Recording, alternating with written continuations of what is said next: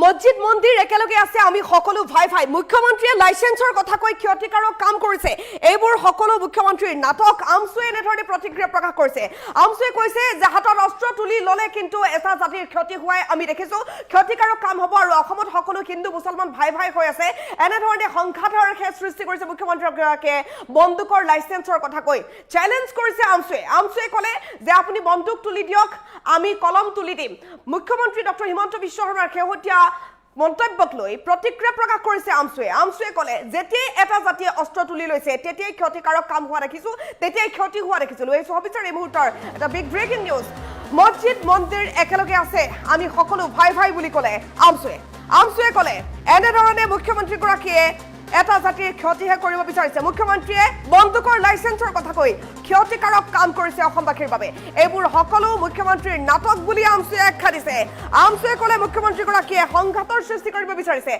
দক্ষিণ হালমৰাত হিন্দু ভাইসকল নাথাকে নেকি ডিসিএসপি নাথাকে নেকি তাত মানুহ নাথাকে নেকি প্ৰশ্ন কৰিছে আমসুৱে নিৰাপত্তাৰ কথা যদি ভাবিছে পুলিচ আছে মিলিটাৰী আছে বিএসএফ লগাই দিয়ক আৰ্মি লগাই দিয়ক আৰক্ষী লগাই দিয়ক মুখ্যমন্ত্ৰীয়ে বন্দুকৰ লাইসেন্সৰ কথা কৈ নিজৰ মাজত সংঘাতৰ সৃষ্টি কৰিছে আমাৰ ভাই ভাইৰ মাজত সংঘাতৰ সৃষ্টি কৰিছে অসমীয়াৰ মাজত সংঘাতৰ সৃষ্টি কৰিব বিচাৰিছে যি জাতিয়ে যেতিয়াই অস্ত্ৰ তুলি লৈছে তেতিয়াই ক্ষতিকাৰক হৈছে বুলি ক'লে আমসুৱে অস্ত্ৰ তুলি ল'লে সমস্যাৰ সমাধান নহয় আমসুৱে ক'লে যে সমস্যাৰ সমাধান যদি কৰিব বিচাৰিছে তেনেহ'লে বেলেগ ধৰণে কৰক উন্নয়নৰ জৰিয়তে কৰক দক্ষিণ হালমৰাত কি ডকাইত থাকে নেকি দক্ষিণ হালমৰাত মানুহ থাকে ধুবুৰীত কি ডকাইত থাকে নেকি ধুবুৰীত মানুহ থাকে দক্ষিণ হালমৰা ধুবুৰীত হিন্দু মুছলমান ভাই ভাই হৈ আছে সকলোৱে সম্প্ৰীতিৰে বাস কৰি আছে সকলো সমিলমিলেৰে আছে এই অঞ্চলত মন্দিৰ মছজিদ একেলগে আছে মুছলমানসকলে মছজিদলৈ যায় হিন্দুসকল মন্দিৰলৈ যায় আমি কাৰো মাজত কাজিয়া দেখা নাই আৰু কোনোবাই যদি কেনেবাকৈ কেতিয়াবা কাজিয়া কৰিছেও তেওঁলোকে নিজে নিজে সম্ভালি লৈছে সকলোৱে সমিলমিলেৰে আছে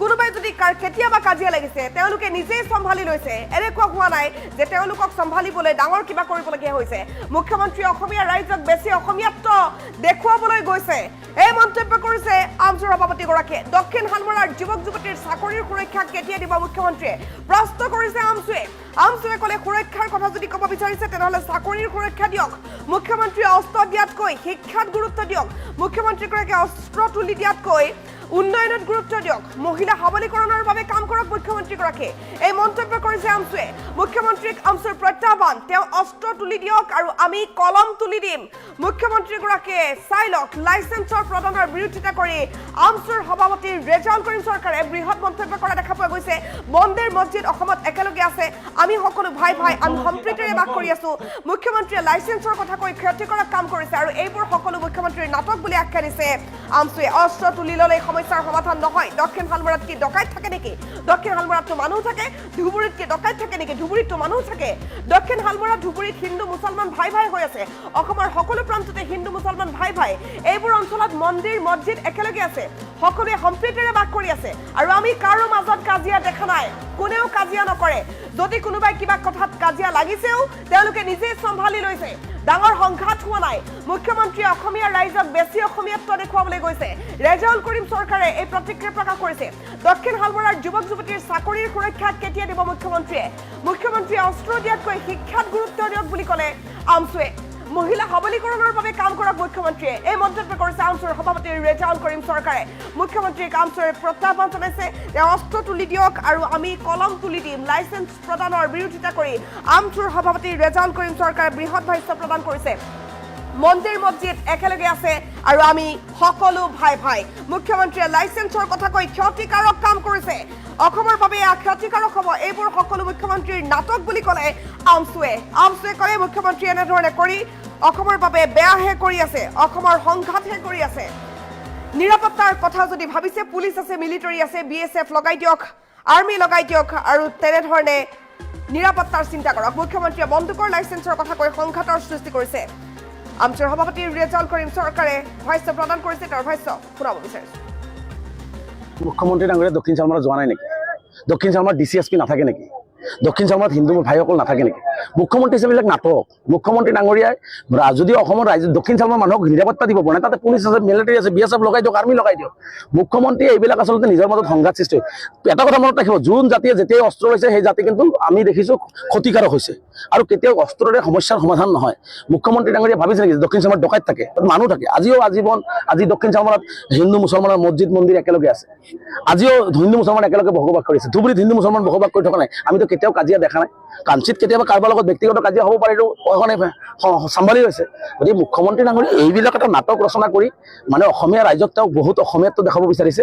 মই কৈছোঁ যে যিসকল দক্ষিণ চামৰাত হিন্দু ভাই আছে তেওঁলোকৰ চাকৰিৰ অধিকাৰ কেতিয়া সুৰক্ষিত কৰিব, তেওঁলোকৰ ভূমিৰ অধিকাৰ কেতিয়া সুৰক্ষিত, তেওঁলোকক অৰ্থনৈতিকভাৱে কেতিয়া আগুৱাই ল'ব, সেই কথাবিলাক কওক না মুখ্যমন্ত্ৰীয়ে। ধুবুৰী জিলাৰ হিন্দু ভাই যিসকল আছে, মুছলমানত্ব নকৰে মানিলোঁ, তেওঁ অস্ত্ৰ দিয়াৰ পৰিৱৰ্তে ধুবুৰীৰ হিন্দু ভাইসকলৰ কাৰণে এটা ইউনিভাৰ্চিটি বনাওক না, ধুবুৰী হিন্দু ভাইসকলৰ কাৰণে এটা ভাল ৰাস্তা বনাই দিয়ক না, ভাল চাকৰি তেওঁলোকক দিয়াৰ ব্যৱস্থা কৰক না, হিন্দু ভাইসকলৰ কাৰণে তেওঁলোকে মহিলাখিনিক অৰ্থনৈতিকভাৱে আগুৱাই অনাৰ ব্যৱস্থা কৰক না। সেইবিলাক মুখ্যমন্ত্ৰীয়ে নকৰে। মুখ্যমন্ত্ৰী দিয়ে অস্ত্ৰ, তেওঁ নিজৰ মাজত নিজে কাজিয়া কৰিব। কাৰ লগত কাজিয়া কৰিব? আপুনি আৰু মইতো ভাই ভাই, মই মুছলমান, আপুনি হিন্দু, আমিতো ভাই ভাই চলি আছোঁ। আপুনি আৰু মোৰ মাজত কিবা কাজিয়া আছে নেকি?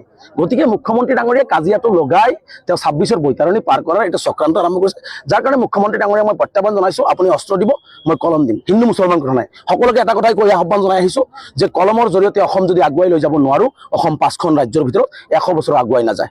কলমৰ জৰিয়তে, শিক্ষাৰ জৰিয়তে, জ্ঞানৰ পোহৰৰ জৰিয়তে, সমন্বয়ৰ জৰিয়তে, ভাতৃত্ববোধৰ জৰিয়তে হিন্দু মুছলমান নহয় অসমীয়া জাতি হিচাপে যদি আমি অসমখন আগুৱাই লৈ যাব নোৱাৰোঁ, 5খন ৰাজ্যৰ ভিতৰত 100 বছৰ হিমন্ত বিশ্ব শৰ্মাই কাম কৰিলেও অসম আগুৱাই নাযায়। নাই, এইটো হৈছে হিমন্ত বিশ্ব শৰ্মা অস্ত্ৰ। তেওঁ 26ৰ নিৰ্বাচন পাৰ হ'ব লাগে, আমি হিন্দু মুছলমান হৈ থাকিব লাগে। আমি হিন্দু মুছলমান ভাই ককাই মানুহ হিচাপে থাকিব নালাগে।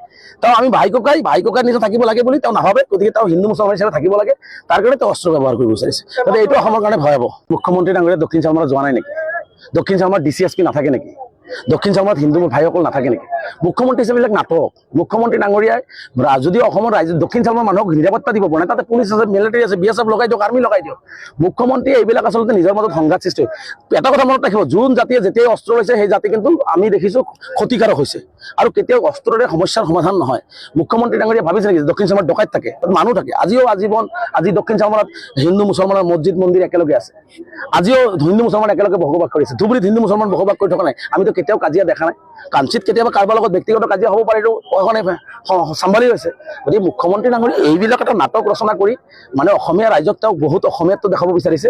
মই কৈছোঁ যে যিসকল দক্ষিণ চামৰাত হিন্দু ভাই আছে তেওঁলোকৰ চাকৰিৰ অধিকাৰ কেতিয়া সুৰক্ষিত কৰিব, তেওঁলোকৰ ভূমিৰ অধিকাৰ কেতিয়া সুৰক্ষিত, তেওঁলোকক অৰ্থনৈতিকভাৱে কেতিয়া আগুৱাই ল'ব, সেই কথাবিলাক কওক না মুখ্যমন্ত্ৰীয়ে। ধুবুৰী জিলাৰ হিন্দু ভাই যিসকল আছে, মুছলমানত্ব নকৰে মানিলোঁ, তেওঁ অস্ত্ৰ দিয়াৰ পৰিৱৰ্তে ধুবুৰীৰ হিন্দু ভাইসকলৰ কাৰণে এটা ইউনিভাৰ্চিটি বনাওক না, ধুবুৰী হিন্দু ভাইসকলৰ কাৰণে এটা ভাল ৰাস্তা বনাই দিয়ক না, ভাল চাকৰি তেওঁলোকক দিয়াৰ ব্যৱস্থা কৰক না, হিন্দু ভাইসকলৰ কাৰণে তেওঁলোকে মহিলাখিনিক অৰ্থনৈতিকভাৱে আগুৱাই অনাৰ ব্যৱস্থা কৰক না। সেইবিলাক মুখ্যমন্ত্ৰীয়ে নকৰে। মুখ্যমন্ত্ৰী দিয়ে অস্ত্ৰ, তেওঁ নিজৰ মাজত নিজে কাজিয়া কৰিব। কাৰ লগত কাজিয়া কৰিব? আপুনি আৰু মইতো ভাই ভাই, মই মুছলমান, আপুনি হিন্দু, আমিতো ভাই ভাই চলি আছোঁ। আপুনি আৰু মোৰ মাজত কিবা কাজিয়া আছে নেকি? গতিকে মুখ্যমন্ত্ৰী ডাঙৰীয়াই কাজিয়াটো লগাই তেওঁ 26ৰ বৈতৰণি পাৰ কৰাৰ এটা চক্ৰান্ত আৰম্ভ কৰিছে, যাৰ কাৰণে মুখ্যমন্ত্ৰী ডাঙৰীয়াক মই প্ৰত্যাহ্বান জনাইছোঁ, আপুনি অস্ত্ৰ দিব, মই কলম দিম। হিন্দু মুছলমান কথা নাই, সকলোকে এটা কথাই কৈ আহ্বান জনাই আহিছোঁ যে কলমৰ জৰিয়তে অসম যদি আগুৱাই লৈ যাব নোৱাৰোঁ, অসম 5খন ৰাজ্যৰ ভিতৰত 100 বছৰ আগুৱাই নাযায়। কলমৰ জৰিয়তে, শিক্ষাৰ জৰিয়তে, জ্ঞানৰ পোহৰৰ জৰিয়তে, সমন্বয়ৰ জৰিয়তে, ভাতৃত্ববোধৰ জৰিয়তে হিন্দু মুছলমান নহয় অসমীয়া জাতি হিচাপে যদি আমি অসমখন আগুৱাই লৈ যাব নোৱাৰোঁ, 5খন ৰাজ্যৰ ভিতৰত 100 বছৰ হিমন্ত বিশ্ব শৰ্মাই কাম কৰিলেও অসম আগুৱাই নাযায়। নাই, এইটো হৈছে হিমন্ত বিশ্ব শৰ্মা অস্ত্ৰ। তেওঁ 26ৰ নিৰ্বাচন পাৰ হ'ব লাগে, আমি হিন্দু মুছলমান হৈ থাকিব লাগে। আমি হিন্দু মুছলমান ভাই ককাই মানুহ হিচাপে থাকিব নালাগে। তেওঁ আমি ভাই ককাই নিজে থাকিব লাগে বুলি তেওঁ নাভাবে। গতিকে তেওঁ হিন্দু মুছলমান হিচাপে থাকিব লাগে, তাৰ কাৰণে তেওঁ অস্ত্ৰ ব্যৱহাৰ কৰিব বিচাৰিছে। গতিকে এইটো অসমৰ কাৰণে ভয়াৱহ। মুখ্যমন্ত্ৰী ডাঙৰীয়া দক্ষিণ চামৰাত যোৱা নাই নেকি? দক্ষিণ চামৰাত DCSP নাথাকে নেকি? দক্ষিণ চামৰাত হিন্দু ভাইসকল নাথাকে নেকি? মুখ্যমন্ত্ৰী হিচাপে এইবিলাক নাটক। মুখ্যমন্ত্ৰী ডাঙৰীয়াই যদি অসমৰ ৰাজ্য দক্ষিণ চামৰাৰ মানুহক নিৰাপত্তা দিব পৰা নাই, তাতে পুলিচ আছে, মিলিটাৰী আছে, BSF লগাই দিয়ক, আৰ্মি লগাই দিয়ক। মুখ্যমন্ত্ৰীয়ে এইবিলাক আচলতে নিজৰ মাজত সংঘাত সৃষ্টি হয়।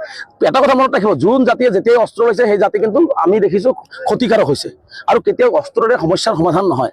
মুখ্যমন্ত্ৰী ডাঙৰীয়াই ভাবিছে নেকি দক্ষিণ চামৰাত ডকাইত থাকে, মানুহ থাকে? আজি দক্ষিণ চামৰাত হিন্দু মুছলমানৰ মছজিদ মন্দিৰ একেলগে আছে। আজিও হিন্দু মুছলমান একেলগে বসবাস কৰিছে। ধুবুৰীত হিন্দু মুছলমান বসবাস কৰি থকা নাই। আমিতো কেতিয়াও কাজিয়া দেখা নাই। কাঞ্চিত কেতিয়াবা কাৰোবাৰ লগত ব্যক্তিগত কাজিয়া হ'ব পাৰে, চম্ভালি হৈছে।